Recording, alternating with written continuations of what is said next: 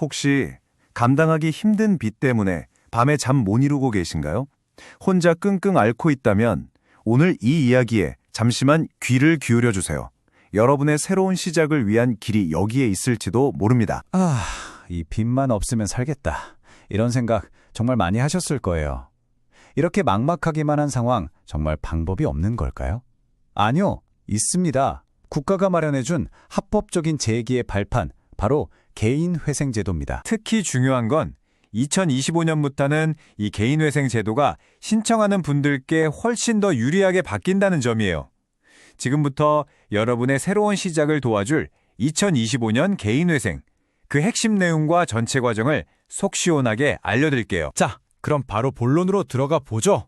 2025년 개인회생, 과연 뭐가 어떻게 달라질까요?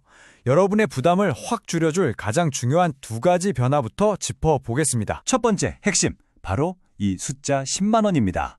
2025년부터 1인 가구를 기준으로 매달 보장받는 최저생계비가 약 10만 원이나 오릅니다. 이게 왜 그렇게 중요하냐고요?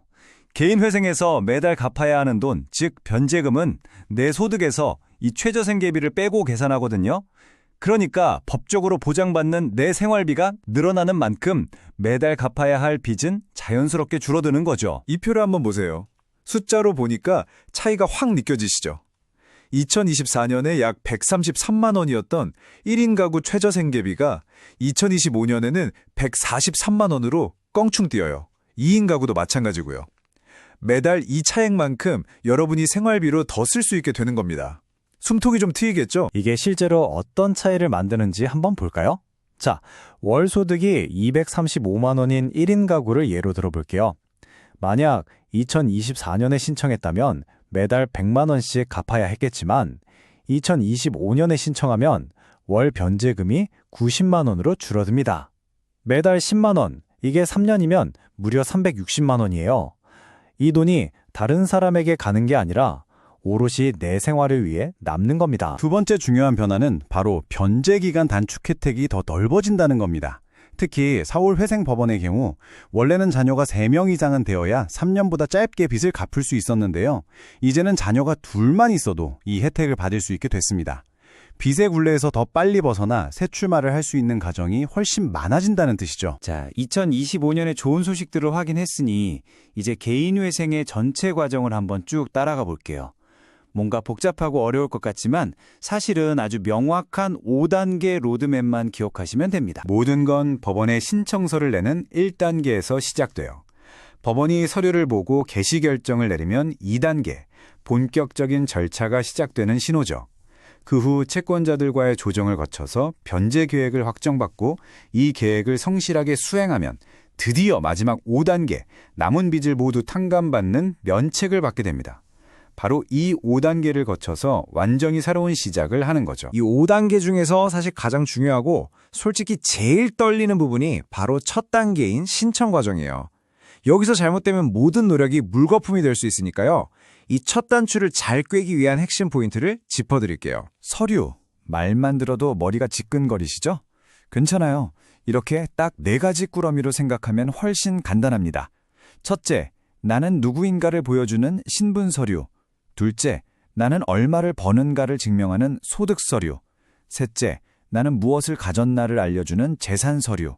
그리고 마지막으로 빚이 정확히 얼마인가를 확인하는 부채 서류. 어때요? 이렇게 나누니까 좀 정리가 되시죠? 그리고 여기서 진짜 꿀팁 하나 알려드릴게요. 이 많은 서류들을 준비하려고 일일이 관공서를 뛰어다닐 필요가 없다는 거예요. 여기 보시는 것처럼 홈택스나 정부24 같은 사이트에서 클릭 몇 번이면 대부분의 서류를 집에서 편하게 발급받을 수 있습니다. 시간과 노력을 아낄 수 있는 가장 확실한 방법이죠. 하지만 이건 정말 꼭 기억하셔야 합니다. 법원이 가장 중요하게 보는 건 바로 신청하는 사람의 태도예요. 일부러 재산을 숨기거나 없는 사실을 꾸며서 서류를 내는 건 기각으로 가는 지름길입니다. 이 제도의 도움을 받기 위한 단 하나의 열쇠가 있다면 그건 바로 성실함과 정직함입니다. 물론 힘든 과정일 수 있습니다. 하지만 이 길을 먼저 걸어간 사람들의 이야기가 우리에게 큰 힘을 주죠. 최근 코인 투자 실패로 어려움을 겪다가 회생에 성공한 한 분이 이런 말을 했어요. 회생제도가 무너지려던 제 삶의 버팀목이 되어 주었습니다. 네, 맞습니다. 이 제도는 절망의 끝에서 다시 일어설 수 있게 해주는 가장 든든한 사회적 안전망입니다. 자, 길고 길었던 변제 기간을 마치고 드디어 면책을 받았습니다. 와, 정말 축하할 일이죠. 그럼 이제 다 끝난 걸까요? 천만에요. 이제부터가 진짜 재무 리부팅의 시작입니다. 면책 이후에 어떻게 해야 건강한 신용을 다시 차곡차곡 쌓아갈 수 있을까요? 우선 현실을 정확히 알아야 해요. 면책을 막 받은 직후 내 신용 점수는 아마 600점대 후반에서 700점대 초반에 머물러 있을 겁니다. 솔직히 이 점수로는 1금융권 은행에서 대출받기 어렵죠. 그래서 우리의 목표는 명확합니다. 1금융권과 다시 웃으면서 거래할 수 있는 건강한 신용 점수를 회복하는 것. 이게 우리의 목표입니다. 그럼 어떻게 해야 신용 점수를 빠르게 올릴 수 있을까요? 전문가들이 공통적으로 말하는 5가지 실천 비법이 있습니다.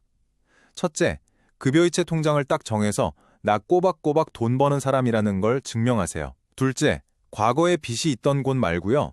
새로운 금융기관과 깨끗하게 거래를 시작하는 겁니다. 셋째, 주거래 은행을 하나 정해서 예금, 자동이체 실적을 쌓아 내부 등급을 올리는 데 집중하세요. 넷째, 한도가 좀 낮더라도 신용카드를 발급받아서 단 한 번의 연체도 없이 사용하는 것.